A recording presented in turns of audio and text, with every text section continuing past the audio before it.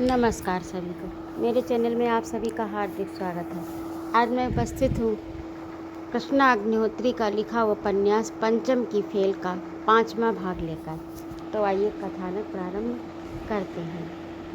लेकिन उसने यह नहीं समझा कि मंदिर में पाप नहीं धुलते, पाप निष्काम कर्मों से ही धुलते हैं। शेष का हिसाब किताब तो ईश्वर रखेगा ही। वही हुआ। पोस्टमैन ने कमल को ढूंढने में एड़ी चोटी का जोर लगा दिया। वह उसके खिलाफ सबूत ढूंढ FIR लिखवा दी। वही हुआ। कमल ने 3rd डिग्री से घबराकर सब कबूल लिया। उसे फांसी की सज़ा हो गई। बच्ची बिलखती रही पर उसे मामा साथ न ले गए। फेल में कई दिन शोक घबराहट छाई रही। चोरी चपाटे तो अंधेरे में खो गए। बाबूलाल भी अपने दोनों बेटों के साथ फुसफुसाता, देखो हमारी फेल पर पुलिस की नज़र है। यहाँ कोने पर एक छोटा थाना खुल गया है, थोड़ा सावधानी बरतना। गणेश का हाल तो देख चुके हो। कहने को बाबूलाल शराफत की नकाब ओढ़े था, पर अंदर का व्यक्ति भीतर ही भीतर अंगड़ाई लेता कि कब कब मौका मिले। सोलंकी के सेठ के यहाँ बाबूलाल काम करने लगा। सेठ श्रीवास्तव के बेटे बेटियों को कॉन्वेंट ले जाना व लाने का दायित्व बखूबी निर्वाह कर रहा था। अच्छा काम विश्वास जीत लेता है। 6 माह गुजरे थे कि बाबूलाल को खुजली होने लगी कि वह अपना मन कैसे बहलाए। यही क्या कम था कि उसने गांजा पीना कम कर दिया। उस दिन कॉन्वेंट का एनुअल फंक्शन था। थोड़ी देर में फंक्शन खत्म हुआ तो लौटते समय बाबूलाल ने देर तक बच्ची को गोद में प्यार दुलार से बैठाया। कुछ देर बाद यही हरकत उसने बेटे के साथ की, लेकिन दोनों बच्चों को नादानी में कुछ समझ नहीं आया। बाबूलाल बेहद सावधानी व कोमलता से खेल कर उन्हें खुश रखता। एक दिन उससे रहा नहीं गया तो उसने दबाव बच्ची पर जोर से दे दिया। 2-3 दिन बाद यही उसके लड़के के साथ किया। बस दोनों बेहद कोमल थे। उन्होंने उसका हाथ झटका। वह घर जाकर लड़के ने अपना शरीर माँ को दिखाया। मौका पाकर बच्ची ने भी अपना अंग दिखाया। माँ समझ गई। उन्होंने मंदे स्वर में पति को समझाया। सेठ जी 1 हफ्ते तक ऐसे मौन रहे जैसे उन्हें कुछ नहीं मालूम। बस अगले सोमवार को जैसे ही बच्चे गाड़ी से उतरे, सेठ ने अपने मोटे संतरी को बुला बाबूलाल को पकड़ा और उसे इतना मारा कि उसका प्रत्येक अंग सूज गया। सेठ इसे पुलिस को सौंप देते हैं। नहीं, इसे वही सज़ा मिलनी चाहिए जो ये करता है, इसलिए ये बंधा रहने दो। शाम को कल्लू से कहना कि पीछे से भी सुझा दें। 15 दिन बाद जब बाबूलाल लंगड़ाता हुआ घर लौटा तो 1 हफ्ते पलंग से न उठ सका। बड़ा बेटा रोज़ गुर्राता, एक जेल गया ही है, इन्हें भी जेल जाने का शौक़ है। बाबूलाल अपमान, उपेक्षा व भूख से बिलबिलाने लगा। पत्नी ने भी हिकारत से कहा, गरीब हूँ पर गंदे उल्टे सीधे काम करने वाला मर्द हाथ भी लगाएगा तो घिन आएगी, चुपचाप पड़ा रहे। वह उसे देर तक घूरती। भीतर चढ़ती अपराध मनोवृत्ति से छुटकारा पाने की कोई इच्छा बाबूलाल की नहीं थी। वह चीखता, खोल मेरे हाथ, अभी तुझे बताता हूँ। नास पिटे पता नहीं का सीखा है। अंत में कम भोजन हिकारत से बाबूलाल के शरीर का ढांचा भर हिलता। वह अपना उठना बैठना भी नहीं कर पाता। ऊपर से उसकी पत्नी टूसती रहती, खुद तो है ही जानवर, एक बेटा भी जानवर ही पैदा कर दिया। मरों ने कहीं मुँह दिखाने लायक न छोड़ा। लोगों के तानों उल्हानों व घर की उपेक्षा से बाबूलाल को टीबी हो गई तो उसकी खांसी से तंग आकर बेटे माँ ने उसे ओटले पर ही डाल दिया। एक दिन सूरज उगा तो पत्नी ने बाबूलाल की सांस बंद देख प्रसन्नता से पुकारा, बिटवा जा कचरा में फेंका, और स्वयं स्वांग कर रोने लगी। पंचम की फेल से लगी एक छोटी जमीन पर गांधीवादी उपेंद्र चौबे का छोटा सा पक्का सुंदर घर बना है। प्रारंभ में उपेंद्र मार्क्सवादी थे, परंतु शादी के बाद उनकी विचारधारा बदली और वे गांधीवादी बन गए। वे एक साधारण दैनिक पेपर जनता भी निकालते थे, परंतु पत्नी के गुजरते ही वे एकदम सन्यासी बन गए। न पूंजीवादी रहे न मार्क्सवादी, पूरे मानवतावादी भी अधिक नहीं। कुछ अन्य भी कुशल जागरूक व्यक्ति उनसे जुड़ गए। वह एक सामाजिक संगठन तैयार हो गया। शाम को संगठन जनता के सदस्य वहीं चौबे जी के घर एकत्रित हो चाय पीते। धीरे धीरे वे सब फेल के व्यक्तियों की आदतों, व्यवहारों व मनोविज्ञान का अध्ययन करने लगे। उन्होंने प्रण लिया कि सबसे बड़ी इस पंचम की फेल के ये कुछ अच्छे नहीं तो थर्ड क्लास तो पास होंगे। इतनी हिम्मत तो उनमें पैदा की जा सकती है। वे ये नहीं पसंद करते कि फेल के लोग पूंजीपतियों से 100% शोषित हों। ये संगठन धार्मिकता, जातिवाद, समुदायवाद, नक्सलवाद से दूर रहा। धर्मनिरपेक्षता, लोकतंत्र एवं सामाजिक न्याय का समन्वय था। शोषितों, दलितों, महिलाओं और अल्पसंख्यकों के हितों की रक्षा करता था। वह धुआं नहीं था कि आसमान में समा जाए, वह आग थी जो दिलों को गर्म कर सकती थी। वह समझा बुझा लोगों को ऊष्मा प्रदान करता। उपेंद्र ने इस सोमवार संगठन मीटिंग में कहा, साइबर ठगी के मामलों में इस बार बेतहाशा वृद्धि हुई है। हमें इस चुप काले यंत्र को पहले संभालना चाहिए। कांता तो पहले यहाँ की सदस्य बनी थी। तुरंत उसने हाँ कहा। देखिए कांता जी, अधिकतर फेल के व्यक्तियों को हम उपदेश से कुछ नहीं सिखा सकते। उन्हें कुछ ऐसा समझाएं कि वे व्यक्तिगत रूप से जिंदगी को समझने का अवसर प्राप्त करें। तो हम हफ्ते में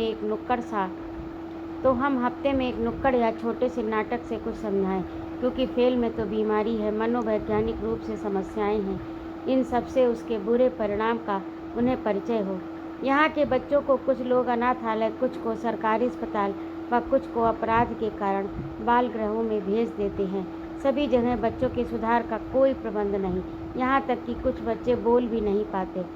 बच्चों से अच्छा संवाद, प्रेम का व्यवहार दूर। हजारों का अनुदान मिलता है जो संस्थानों की देख रेख करने वाले डकार जाते हैं। अधिकतर बालिकाओं के साथ यौन उत्पीड़न होता है। बच्चों को बाथरूम में बंद करके संवादहीन रख उठक बैठक करवाई जाती है। सुधार की इस टीम का नेतृत्व करने वाले तारिक साहब ने कहा कि बच्चों को मानसिक आघात दिया गया। बच्चा ये भी नहीं समझ पाता कि उसे क्यों सज़ा दी जा रही है। बीमारी में दवा भी नहीं दी जाती। पंडित गोपाल ने तत्काल कहा, व्यक्ति मर धुआं बन उड़े ठीक नहीं, उसे तो आग बन लोगों को जलकर सोना बनाना है। भाई पंडित गोपाल जी की कविता उड़ने लगी। कांता जोर से हंसी। नहीं दीदी, अभी तो चली भी नहीं। गोपाल शर्मा गया। वास्तव में इन संस्थाओं व कॉलोनी में पैसा, पावर, प्रबंधन भ्रष्ट है। और जब मानव ही मानवता को कुचलने लगता है तो मानव बचेगा कैसे। उपेंद्र झल्लाए। जब से ये नोटबंदी, अब ये नोटबंदी ही लो, इसे ये फेल या फेलों का व्यक्ति क्या समझेगा। उसके पास तो पैसा ही नहीं। हकीकत में यदि पैसा व खर्च में तालमेल नहीं तो सामाजिक कल्याण योजनाओं में भी घाटा हो तो योजनाएं कैसे कार्य ढंग से करेंगी। योजनाओं के गलत रवैये को भी गलत न कहे, इस सच को झूठ करार करने का जो तरीका है वही देश को बर्बाद कर रहा है। देश को सशक्त करने हेतु नेताओं का चुनाव करते वक्त उनका इतिहास व उनके जीवन का भी खुलासा हो। समर्पण करने वाले गरीब को भी टिकट मिलनी चाहिए। पार्टी भक्तों को ही पार्टी में लाकर इस देश की हानि ही करते हैं। अंध भक्तों से कुछ अच्छे की प्राप्ति संभव ही नहीं। गुलाब में उसकी सुगंध के गुण होते हैं। आप भी कांटों में रहकर सुगंध फैला सकते हैं। जिस तरह आदिवासी संस्कृति का अपना महत्व है, उसे नष्ट न कर हमें सुधारना है। इसी तरह हमें इन फेलों के व्यक्तियों को फेल होने से रोक उन्हें जीने का रास्ता दिखाना है। वह कहते हैं पास होना सिखाना है। ठीक है, एक हफ्ते बाद हम अपनी अपनी योजनाएं यहाँ बता उन पर बहस करेंगे। उपेंद्र के उठते ही सब उठ गए। ध्यान रहे, कोई भी विचारधारा के ठोस, कठोर व गलत व्यक्ति को हम चुनाव में भविष्य में नहीं उतरने देंगे। वो राजनीति को घातक बनाता है। जी जी, सब उठ गए। आज की मीटिंग में मुझे महिलाओं व पर्दे पर बात करनी है। कांता ने 15 अगस्त की शाम उपेंद्र से कहा। कहो ना, आपने पढ़ा है ना कि कुछ दिनों पूर्व कश्मीर में दुखतरान एक मिल्लत संस्था ने ऐलान किया कि कश्मीरी औरतें बिना बुर्के के घर से बाहर नहीं निकलेंगी, जबकि कश्मीरी औरतों का एक बड़ा तबका पर्दा पसंद नहीं करता। पर एक मिल्लत की पर ए मिल्लत की नेता कहती है कि तंग जीन्स व तंग कपड़ों में बेपर्द औरत दुष्कर्म का शिकार जल्दी होती है, पर बेपर्दा औरतें बुर्के में नौकरी करना पसंद नहीं करती। पर्दे को कंपलसरी करना तो तालिबानी फरमान है। मुस्लिम विमेन फॉर भी इस तालिबानी फरमान के खिलाफ है। वैसे तो ऐसे मामले व्यक्तिगत होते हैं, पर बुर्के के आधार पर वे तय नहीं हो सकते। कपड़ों को धर्म से जोड़ना उचित नहीं। औरतें वर्तमान में भाग दौड़ से लेकर प्रत्येक क्षेत्र में जहीन हैं। अब स्पोर्ट्स में यदि मिनी स्कर्ट ना पहना जाए तो गेम कैसे खेला जाएगा? इसलिए ये विषय सोचने का है। हाँ, फेल की कामकाजी महिलाएं यूँ तो गरीब हैं, परंतु खुली पीठ, उस पर लटकते फुंदे वाले ब्लाउज पर 150 रुपये खर्च कर सकती हैं। टीवी देख खुले बाल, खुले वस्त्र पहनकर मटकती चलती हैं, जबकि उनको दुष्कर्म का अधिक खतरा है, क्योंकि शाम व प्रातः घर से जाना व लौटना होता है। आम आदमी इनका घेराव सरलता से कर सकता है। एक शब्द है हैसियत, दूसरा क्लास। ये पूरी आम जनता का बंटवारा है। एक फकीरी स्त्री यदि अर्धनग्न रहेगी तो उसका दुष्कर्म सड़क पर सोते समय होगा। क्लास की व पढ़ी लिखी लड़की वस्त्रानुसार शोषित होगी। इसीलिए शालीन वस्त्र दोनों को एक दिशा में ले जाते हैं बचाव में। कुछ लोग यही सोचते हैं कि अपढ़ स्त्री यदि लटके झटके से चलती है तो वह भ्रष्ट है। पढ़ी लिखी के लिए कुछ हद तक ये क्षम्य क्यों है? वर्तमान समय में जो समाज में परिवर्तन हो रहे हैं, वे यदि जीवन को सुखी संतुष्ट करने के ही मार्ग हैं तो परिवर्तन बदलाव अच्छा सिद्ध होगा। परंतु परिवर्तन समाज को यदि अनैतिक या खराब करता है तो वह युग का असत्य है, जिसे अपनाना समाज का विघटन है और विघटन अक्षम्य है। कांता ने जोरदार शब्दों में अपना विचार प्रकट किया। एक बात है सर। गोपाल बोला, क्या सर? समुद्र का पानी खारा होता है, उसमें कितनी नदियों का मीठा पानी गिरता है, तब भी समुद्र का पानी खारी ही रहता है। सागर के पानी को मीठा करने हेतु भारी प्रयत्न करना पड़ता है ना? वाह पंडित जी, गजब का उदाहरण दिया आपने। फेल में तो मीठा पानी ही नहीं, वहाँ तो खारा पानी ही भरा है, उसे मीठा कैसे बनाएं? हाँ, मेरे दिमाग में एक योजना उमड़ती है। वह प्रयोग है, परीक्षण सफल होगा या नहीं ये निश्चित नहीं। समाज की संस्थाएं हमारे यहाँ निष्ठावान नहीं। वैसे महात्मा गांधी, टैगोर अकेले ही करोड़ों की राह दिखा देते हैं। अकेले ही करोड़ों को राह दिखा देते हैं। एकला चलो रे, हम अकेले ही चलकर स्वयं उदाहरण बने। जैसे मैंने अपने घर में काम करने वाले बढ़ई राम सिंह को चुना है। उसने कई घरों में काम किया, यहाँ तक कि घर के कोने में अपनी पत्नी व साल भर के बेटे के साथ रह चौकीदारी भी की। वह क्या करता है वह वही बताएगा। कल मैंने उसे बुलाया है। होली को केवल 5 दिन रह गए। फेल में अभी से बच्चे आसपास से चोरी करके लकड़ी के पेड़ का ठूंठ ढूंढ कर अपनी अपनी काबिलियत सिद्ध करने में जुट गए हैं। भोला अपना कैमरा संभाल यत्र तत्र फोटो क्लिक करता है। एक दिन वह 11 बजे रात में लौट रहा था तो उसने एक मल्टी के सामने कबाड़ी को लोहे के छोटे छोटे टुकड़े तौलते देखा। पास में राम सिंह बैठा जम्हाई ले बोल रहा था, अरे जल्दी कर, कहीं सेठ आ गया तो मेरा ही कबाड़ा बना देगा। फास्ट ट्रेन बंद, स्लो पैसेंजर नहीं। ये खराब छेद वाले जंग लगे टुकड़े तो ना लूँगा। कबाड़ी बोला, तो जा कहीं से अच्छा माल तोला ले। स्याला चोरी का माल क्या मैं अच्छा बेचूँगा? मेरा सेठ मेरे टुकड़े कर बेच देगा। लेना हो तो ले, वरना सुबह कोई ले जाएगा। ना ना गुस्सा मत हो, थोड़े दाम कम कर दो। चल बटोर ले, 10-15 कम कर दूँगा। कबाड़ी ने जल्दी से लोहा उठाया, चुपचाप एक लंबी सी छड़ी उठा ठेला लेकर उड़ गया। चोटे स्याले, तभी उसे स्मरण हुआ वह और क्या कर रहा था। धीरे से उसने अपनी पत्नी शांति से पूछा, कुछ बनाया है क्या? हाँ, पराठे हैं। मालकिन ने मेथी की भाजी दी। भली है, वो लल्ला के ही कारण देती है। मकान बन जाएगा तब परेशानी होगी। तुम यदि एडवांस लेना छोड़ दो, इतने अच्छे कारीगर हो तुम, मुझे बार बार मांगना पड़ना पड़े। मेरी समझ में ये नहीं आता कि मैं भी खाना बनाकर 2 घरों से ही 2000 उठा लेती हूँ। तुम क्यों नहीं रुपए बचा पाते? वही दारू, मैंने तो तुम्हें जो शामली मजदूरन है उसके साथ बहुत हंसते खिलखिलाते देखा है। अब शांति, इसमें क्या छुपाने की बात है? वो खुद ही मेरे सामने बिछने को मरी जाती है तो क्या मैं उससे लाभ ना उठाऊं? क्यों, क्या मैं मर गई हूँ? बच्चा छोटा है, तू थोड़ी फेल हो गई है। सुस्त है, तू आराम कर। मैं कुछ दिन तेरे तरोताज़ा होने से पहले चंपा से मुँह मार लेता हूँ। शांति ने दांत पीसे बच्चे को दूध पिलाते समय उसे 2 छापे मार दिए। ससुरा बरस का हो रहा है पर छाती चूसता ही रहता जैसे कोई आम हो। शांति सो गई। राम सिंह ने देखा कि शांति का ब्लाउज खुला है, लल्ला दूध से चिपका सो रहा। शांति गहरी नींद में थी, सटकर थक गई। काम भी करती है, घर पर बच्चे को भी संभालती है, लेकिन प्यारी मेहरा भी है अच्छी। वह नीम की दातून ले कुछ दूर जाकर कुल्ला करने लगा। पाइप खींच उसने 2 बाल्टी पानी भरा, नहाने जपने लगा, हरे राम हरे राम। जबते उसने कपड़े बदले ही थे कि चंपा सिर पर डलिया रख कर आ गई। क्यूरी 8 की जगह 7:30 पर ही। बढ़ाई साहब, मन थोड़े टेम देखे है, सोचा कुछ देर तुमसे बतिया लूँगी। ये सर पर क्या है, बेसन की रोटी खाओगे? चल दे दे, शांति तो अभी सो रही है। राम सिंह पिछवाड़े जाकर रोटी खाते खाते भी चंपा को भरपूर भोगने का प्रयत्न कर रहा था। तभी सुलभा जाग गई। पिछवाड़े का दृश्य देख एक पतली पेड़ की डंगाल से बनी छड़ी ले चंपा पर पिल पड़ी। छोड़ उसे, मैं ही झिंझोड़ रहा था। चल मुँह धो, तू भी बेसन की रोटी खा, नाश्ता कर। सुलभा का गुस्सा शांत हो गया। वैसे तो मेरा पति मुझ पर जान छिड़कता है, पर मैं जरा काम चोर हूँ ना। परोठे रोटी दोनों अच्छी बनी है। अरे तेरे लिए तो एक ही बची है। कोई बात नहीं, मैं 1-2 ही खाती हूँ।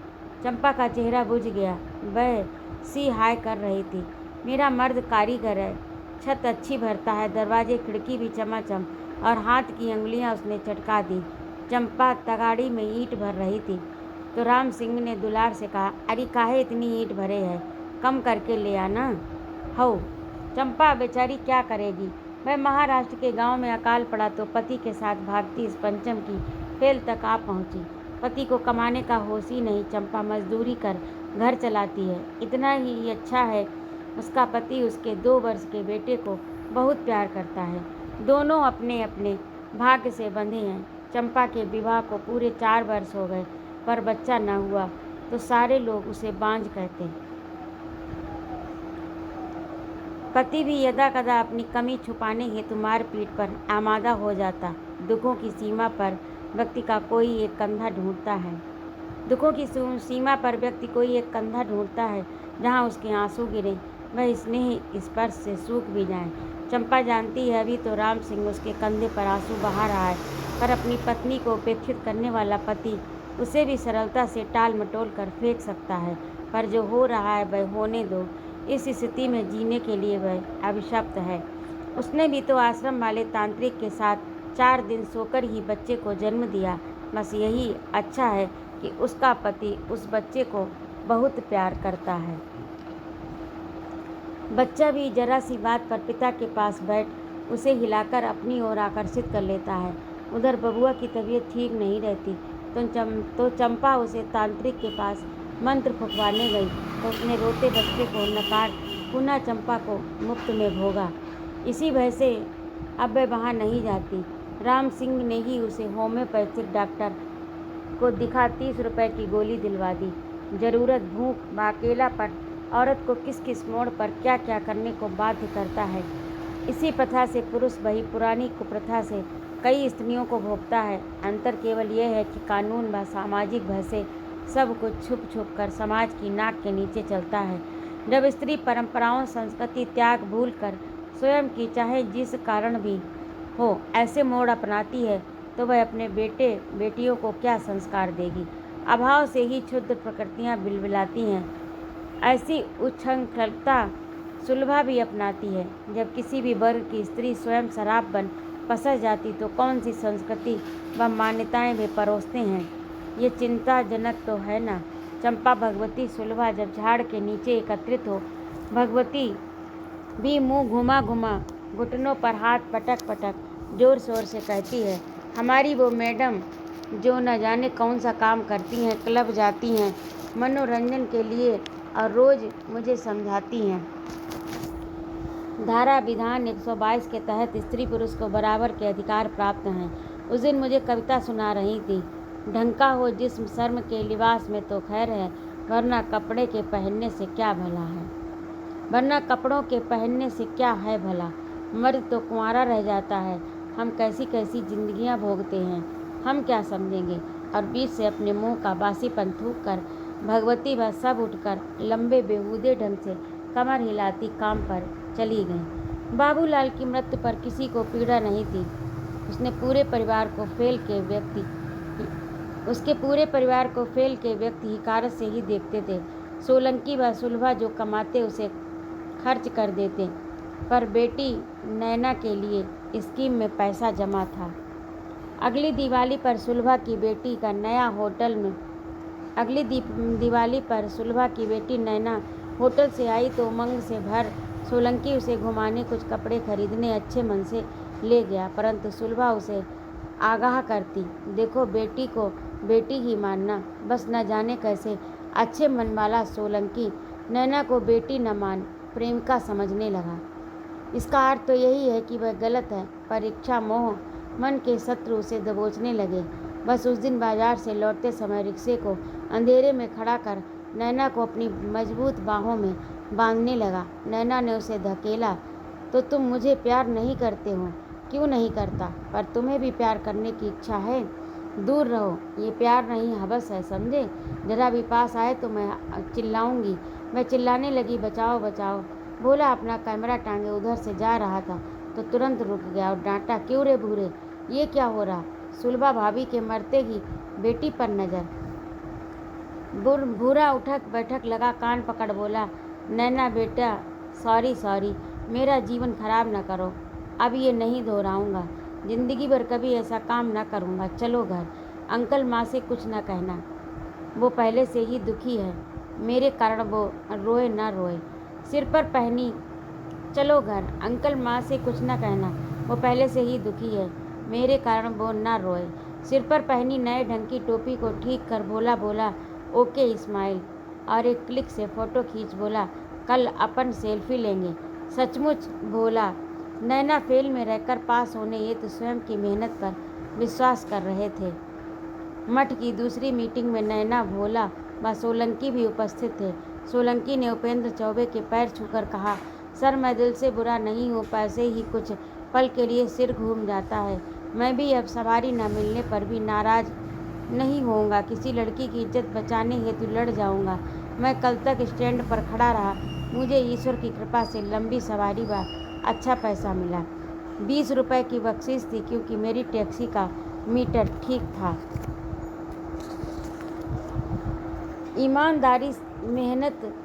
ईमानदारी मेहनत कछुआ है, धीरे चलो पर मंजिल पर पहुंच जाओगे। उपेंद्र हंस दिए, मैं भी सर कम कमाता हूँ, परंतु पत्नी के सहयोग व कांता दीदी की समझाइश से ढंग से चल रहा हूँ, कुछ भी हो भ्रष्ट नहीं होऊंगा। भोला ने हाथ जोड़े, देखो तो भ्रष्टाचार के लिए शासन को भी कुछ नियम बनाने चाहिए, तभी फेलें कम होंगी, जब उन्हें कठोर सजा मिलेगी। पुलिस भी जांच पड़ताल खोजबीन में लापरवाह न बरते तो और भी अधिक अज्ञानवश किए अपराध बंद होंगे। सर मैं तो ये भी सोचता हूँ कि जो दुष्कर्म करे, चोरी करे, उस व्यक्ति से तो मुंह ही मोड़ लेना चाहिए। क्या कहते हैं, बायकॉट। उपेंद्र हंसने लगे, अभी तो हम फेल हेतु जो सूखा तालाब है ना, जहाँ तुम सब कचरा फेंकते हो, अब तो कचरे की गाड़ी ही आती है, तो कचरा वहाँ फेंको, तालाब सब मिलकर साफ करेंगे, तो रोज़ पानी के लिए जो खून खच्चर होता है वह नहीं होगा। जिस फेल के पास अपना तालाब न हो, वहाँ समझदारी व पड़ोसियों में प्रेम कैसे होगा। सही कहा। हमें भी जो लोग हिकारत से घृणा करते हैं कि हम मूर्ख हैं, कुछ अच्छा काम नहीं कर सकते, तो अच्छा काम करेंगे ना। वो कहावत है कि मुंडेर पर बैठ कौआ नीचे बैठे को तुच्छ समझे है, वो समझेगा कि हमऊ उड़कर उसका पकड़ सकते हैं। सोलंकी ने 2 इंच की मुस्कान छोड़ी, इसके बाद तुम सबके मनोरंजन के लिए हम फिल्म दिखाएंगे दूसरे हफ्ता में। उपेंद्र ने सिर हिलाया। कांता हंसने लगी, सर अच्छा रास्ता चुना है। जो कुछ फेल में हो रहा है उससे घटना बना इन्हें दिखा समझाएंगे कि किस बात का नतीजा कितना खतरनाक क्यों होता है। तो मिलेंगे अगले रविवार। सब उठ गए। भाई कुछ भी कहें, बाप भला न भैया, सबसे बड़ा रुपया। तो अभी आप सुन रहे थे कृष्णा अग्निहोत्री का लिखा उपन्यास पंचम की फेल का 5वां भाग। आपको कैसा लगा कमेंट करके अवश्य बताइएगा। और यदि आपको मेरा कहानी सुनाना अच्छा लगता हो तो कृपया मेरे चैनल को सब्सक्राइब अवश्य करें, लाइक और कमेंट करें तथा अपने मित्रों में शेयर भी करें। सुनने के लिए बहुत बहुत धन्यवाद। जय माँ भारती।